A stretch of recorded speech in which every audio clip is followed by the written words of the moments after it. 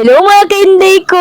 Ayan, another day, another entry na naman tayo for today's video. Dahil nga medyo maganda na yung tono ng boses ko ngayon mga kainday ko, hindi na paos, kaya sasamantalahin ko na yung paggawa ko ng voice over. Kung mapapansin nyo mga kainday ko, nung mga nakaraang video ko ay talagang hirap na hirap ako magsalita, talagang pinipilit ko lang din talagang gumanda yung boses ko. Ay, talaga naman, ay pag ano.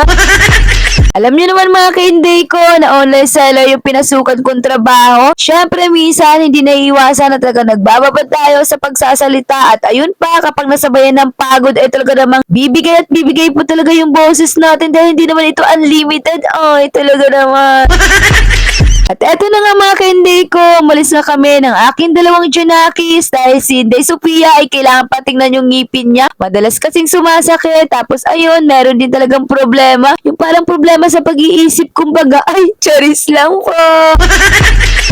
Kung maaalala nyo mga kainday ko, doon sa nauna kong video, meron akong in-upload na meron niya akong hinahanap doon sa may sangandaan. Doon kasi ako nagpa-schedule mga kainday ko sa ngipin ni Inday Sophia. Syempre bago ko yung puntahan mga kainday ko, ay kailangan mauna muna ako dahil ang hirap maghanap kapag meron kang kasama mga junakis. Sa totoo lang mga kainday ko, ako po talaga dapat ang magpapaschedule dito dahil syempre bilang isang online seller at syempre bilang nakaka-distract naman talaga yung super duper itong aking mga kasungkian sa aking ngipin. Gusto ko rin talaga itong mapaayos mga kainday ko dahil alam nyo ba ang kwento dito? Dapat matagal na po talaga itong napaayos, subuhay pa ang aking ate Marisa. Yun po kasi talaga sana yung gift niya sa akin noong mag-second year college na ako. Kaso nga mga kainday ko, imbis ako yung bigyan ni ate ng regalo, ako yung nagbigay ng regalo sa kanya. At take note mga kainday ko ha, talagang yung regalo ko talaga sa kanya mga kainday ko ay yung super duper na maiinis po talaga siya. Nabuntis lang naman ako mga kainday ko bago ako magpa-enroll ng second year college. Kaya ayun, hindi natuloy ang pa-braces ng inyong Inday Maria. At sa tingin ko mga kainday ko, hanggang pangarap na lang talaga yun. Dahil syempre, kapag meron ka ng anak talaga mga kainday ko, mas uunahin mo pa ng uunahin yung anak mo kaysa sa sarili mo. Ay, talaga naman. Napakaulirang ina ko naman talaga sa part na yun. Ay, charis lang po.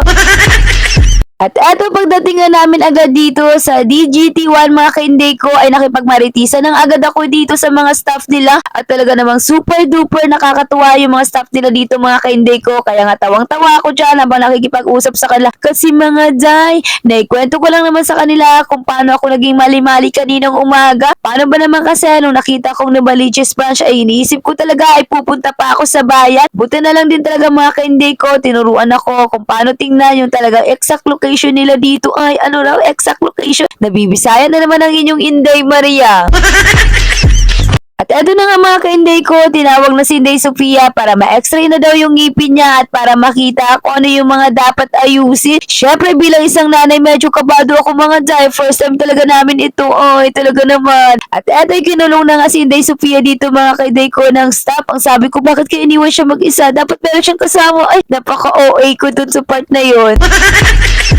Alam nyo ba mga kainday ko, dito sa DGT1 ay talaga namang super duper mura po ng kanilang down. Magda-down ka lang po ng 2.5 tapos ayan, naka-braces ka na agad. Ay talaga naman. Gusto ko na nga sumabay kay Inday Sophia mga kainday ko pero syempre, tinitinan ko lang din yung budget namin tsaka yung magiging monthly na bayarin namin dito. Oo, sabihin na natin 1,000 lang yung mga kainday ko pero paano na kapag nagka-problema? Kaya sabi ko kay Inday Sophia, siya na lang din talaga muna dahil syempre, siya yung magkakaroon pa ng mas magandang future. Kaya ako, maghantay na lang ako kapag mayroong mag-sponsor sa akin. O, DGT1, baka naman, ibablog ko na lang kayo araw-araw. Ay, charis lang po.